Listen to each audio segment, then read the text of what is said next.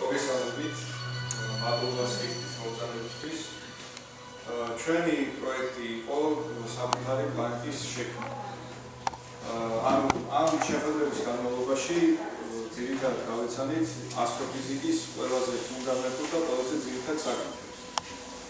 ბუნების კანონებს, კოსმოსის კანონებს და ეს გაეხმარათ მოსწავლეებს, რომ თავიანთი პლანეტა ყოფილიყო უფრო მეტად რეალისტური და მეცნიერულად რაც შეიძლება კორექტული. რა თქმა უნდა, ფანტაზია ის რაც ბევრი და მდიდარი აქვს და ამ დამატებით რაც ცოდნა მინდა უფრო გააფართოვო ფანტაზია და ყველა მე რასაც ხედავდა იმედია თქვენს ესეც თავისდება დაგჭიროთ რომ ყველა პლანეტა არის ორიგინალური და ყველამ რაღაც თავისი იდეები შემოიტანა. რა ვიცი, მოусმინოთ ყველა ჯგუფს, იმედია რომ საინტერესო იქნება თქვენთვის და რა ვიცი, ეხლა უკვე გადავცემ სიტყვას მოსწავლეებს, პირველ ჯგუფს.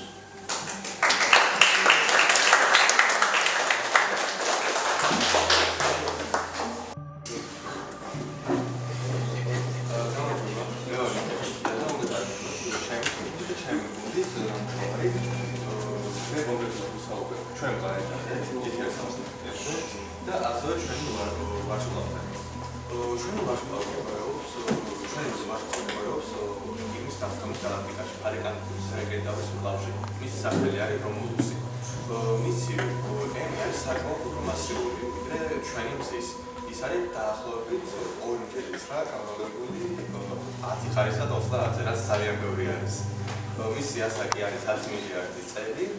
და მისი ტემპერატურა არის 6100 კელვინი. ჩვენ სისტემაში სულ არის 5 პლანეტა და ამ პირში ჩვენი პლანეტა არის მესამე. ახლა მოვიყვებით ჩვენი პლანეტის პარამეტრებზე.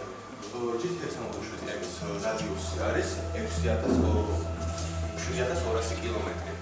თავისუფალი ვარდის საჩქარება არის 11.5 და ეხლა ჩემი მეგობარი დამელი ეცოდეთ პროექტში გამორჩა რაღაცა. დაშორება ჩვენი პლანეტამდე არის ძალიან დიდი, 24,000 სინათლის წელი, რაც არის ძალიან ბევრი და ნიშნავს, რომ თანამედროვე ტექნოლოგიები იქამდე პრაქტიკულად მისვლა შეუძლებელი იქნება და ახლა გაერთიანდა დრამელი და ისაუბრებს მის თანხმობაზე. ჩვენ პლანეტას აქვს ორი თანამგზავრი, პირველი სახელი არის ვენუს-1. ის წარმოიშვა როდესაც პროტოპლანეტა გაეჯახა პროტოპლანეტა ჯეიტეს დაიჭირა. ჯიტეს უკან დაატყო უბრალოდ. მისი რადიუსი არის დაახლოებით 4000 კილომეტრი. პლანეტის სივრცე დაახლოებით არის 350,000 კილომეტრი. ტიტანური ეფექტების გამო თანამგზავრი ნიადაგში პლანეტას დაახლოებით 5 სანტიმეტრი წელიწადში. და ის ასევე ამზაურებს პლანეტის ელექტრომაგნიტურ ველს. ახლა მოგესწროთ მეორე თანამგზავრი ვენუს-2-ზე.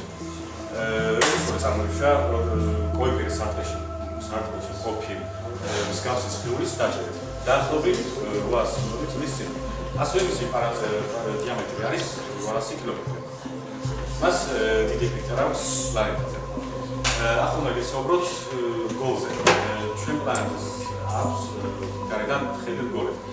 ის წარმოიშვა, როდესაც პატარა მთვარე დაეჯახა ჩვენს პლანეტას და დაიწვა.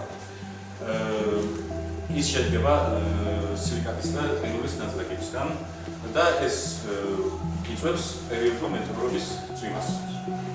ახლა მოგესწროთ ატმოსფეროზე კლიმატზე. ჩვენი პლანეტა არის დაახლოებით 7 მილიარდი წლის. მას შედარებით დიდი ატმოსფერო აქვს, რომელიც შედგება ძირითადად აზოტისგან. და ასევე ნიადაგში არის გოგირდის და გოგირდის დიდი კონცენტრაცია.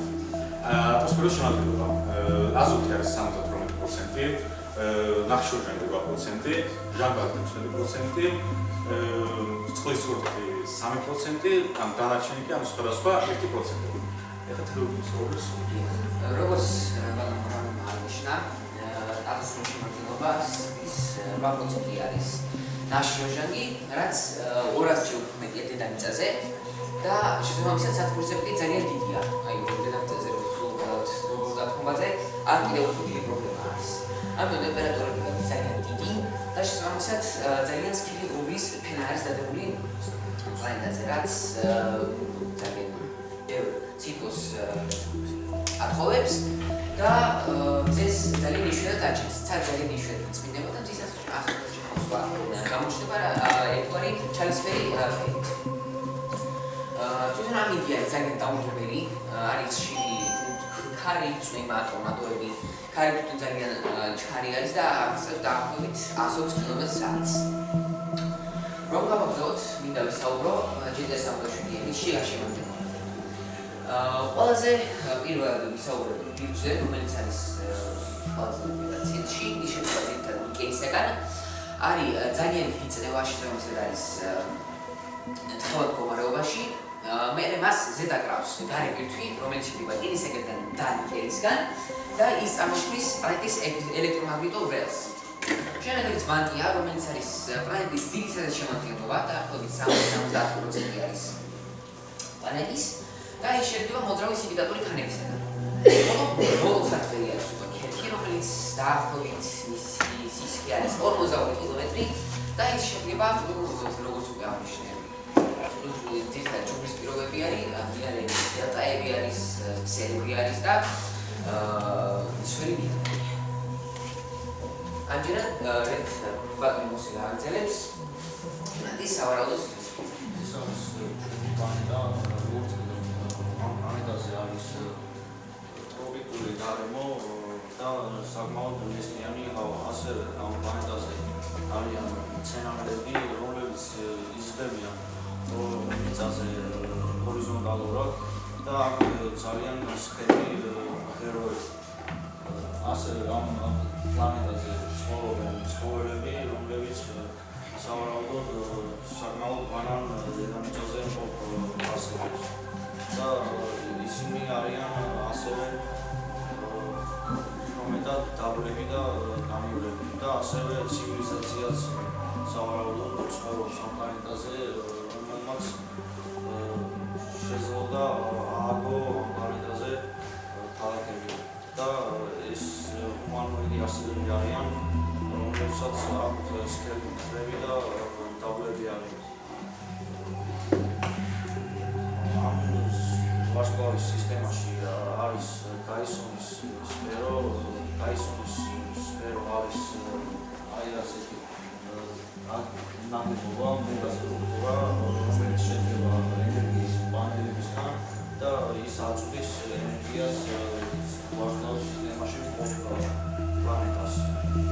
და ეს იმას გვანიშნებს, რომ ეს ცივილიზაცია არის კარტოშების შკალით მეორე ან მესამე ტიპის ცივილიზაცია და ასევე იმას გვანიშნებს, რომ ეს ცივილიზაცია საკმაოდ განვითარებულია და აქვთ საშუალება რომ იგრძნobon ვარსკვლავთა შორის და ასევე შეუძლიათ ვარსკვლავური ინჟინერია და ვარსკვლავური მასშტაბის ორგანიზაცია.